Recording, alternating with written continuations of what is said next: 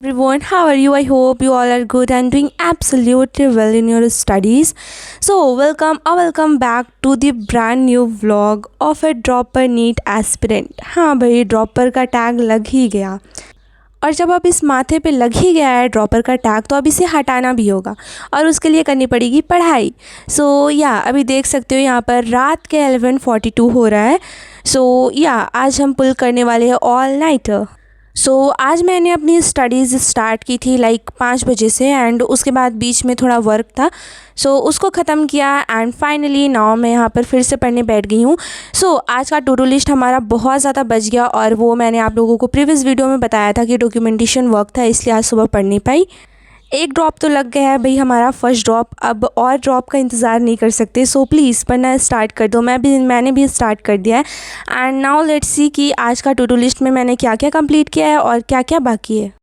To do list से पहले see this guys, मैं यहाँ पर कर रही थी अभी currently cell cycle and cell division वाला चैप्टर।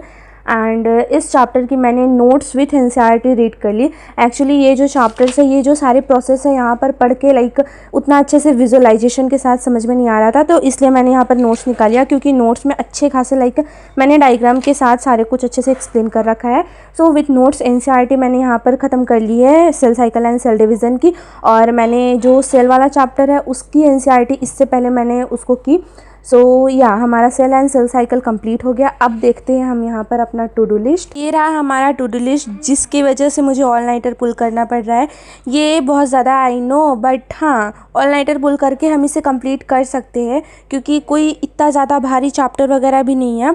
ये सेल एंड सेल साइकिल तो मैंने इसको कंप्लीट कर लिया, इसकी एनसीईआरटी रीड कर ली, बट इसके पीवाईक्यूज़ नहीं किए मैंने इनके। तो इनके पीवाईक्यूज़ अभी मुझे लगाने पड़ेंगे, देन उसके बाद ये कंप्लीट होगा। उसके बाद मुझे बेसिक कंसेप्ट ऑफ केमिस्ट्री, जो कि पहला चैप्टर है 11th का, उसका मुझे क्वेश्चन वगैरह लगाना है। वेक्टर का क्वेश्चन लगाना है। एंड उसके बाद ह्यूमन रिप्रोडक्शन, रिप्रोडक्टिव हेल्थ, ये तो बहुत मतलब लाइक ये मैंने अच्छे से पढ़ रखा है, तो इसकी बस एनसीईआरटी रीडिंग करने में जो टाइम जाने वाली है वो टाइम जाने वाला है। बाकी इनके पीवाईक्यूज़ भी करना है। इनके पीवाईक्यूज़ में भी ऑब्वियसली टाइम लगेगा। फिर उसके बाद बायोमोलिक्यूल्स, भाई इतना बड़ा चैप्टर है, एंड ये चैप्टर मैंने एक बारी कर रखा है, मतलब बहुत बारी कर रखा है, बट इतना स्ट्रॉन्ग नहीं है इसको थोड़े अच्छे से मुझे करना पड़ेगा, अच्छे से देखना पड़ेगा। इन टोटल हमारे पास ये कुछ टास्क है जो इनको कंप्लीट करना है। Now let's start. ज़्यादा टाइम नहीं है, 12 भी बजने वाले हैं रात के। एंड यहाँ पर मैंने ये ख़त्म कर लिया है लाइक सेल वाला जो भी था। अब नाउ लेट्स स्टार्ट। मैं सोच रही हूँ कि केमिस्ट्री से स्टार्ट करते, क्योंकि थोड़ा लेट होने के बाद मुझे पता है लाइक नींद वगैरह आने लगेगी, तो केमिस्ट्री तो मैं नहीं कर पाऊँगी। Let's start with chemistry now. इसको अपनी कॉपीज़ बुक वगैरह लेते हैं एंड चलते हैं हम अपनी केमिस्ट्री की तरफ। ये रहा chemistry book, practice copy, and let's go. Now let's start study guys. अभी यहाँ पर 11:56 हो रहा है। 12 बजे से पकड़ लो, लाइक हमने स्टार्ट किया है, देखते हैं कितना टाइम तक ये चलता है। रात के 12 बज चुके हैं एंड घर वाले सारे चले गए हैं सोने के लिए, एंड अब स्टार्ट होता है हमारा रियल हसल, क्योंकि जब घर में सारे सो जाते हैं उसके बाद पढ़ने का बिल्कुल भी मन नहीं करता, और उन्हें देख देख कर मैं नींद भी आती है। और अभी मैं कर रही हूँ केमिस्ट्री सुधांशु सर के यकीन 2.0 के लेक्चर से। एंड यहाँ पर सर ने पूरे चैप्टर को बहुत अच्छे से क्वेश्चंस के थ्रू रिवाइज करवाया है, इससे अच्छी बात कोई हो ही नहीं सकती। पर ऑनेस्टली मैं बताऊँ तो मुझे लगता है कि आप सॉल्यूशन और मोल कंसेप्ट के जितने भी क्वेश्चन प्रैक्टिस कर लो कम है। बेसिकली ये लेक्चर 2 आवर्स का था, 1-2 मिनट कम ले लो। पहले सर ने स्टेटमेंट बेस्ड क्वेश्चन से स्टार्ट किया, देन उसके बाद हम बढ़े न्यूमेरिकल्स की ओर। एंड सच्ची बताऊँ तो इसमें मैंने बहुत अलग अलग तरह के न्यूमेरिकल्स को एक्सप्लोर किया है, लाइक बहुत सारे इसमें डिफरेंट टाइप्स के थे। Enjoy the time lapse.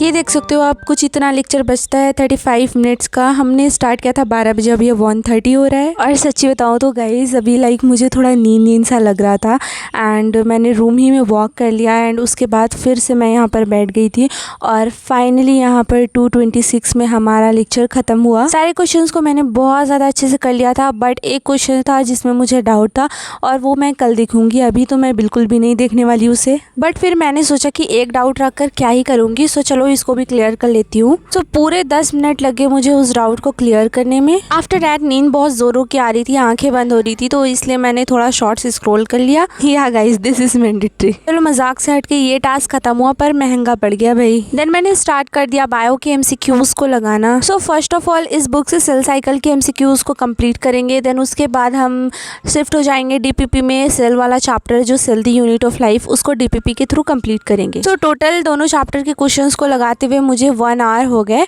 As you can see here, यहाँ पर अभी 3:51 हो रहा है या 4 बजने वाले हैं। सो ये देख सकते हो गाइज, ये सेल साइकिल वाले चैप्टर का परफॉर्मेंस। और इसमें बहुत सारे में ऐसा हुआ है कि मैं सही ऑप्शन पकड़ने के बाद भी मैंने यहाँ पर गलत ऑप्शन को टिक किया है। सो इस वजह से इसमें थोड़े मार्क्स कम गए। इस पॉइंट पे तो बहुत ज़्यादा नींद आ रही थी, बट टोटल 18 क्वेश्चंस गलत देखकर भाई नींद उड़ गया पूरा का पूरा।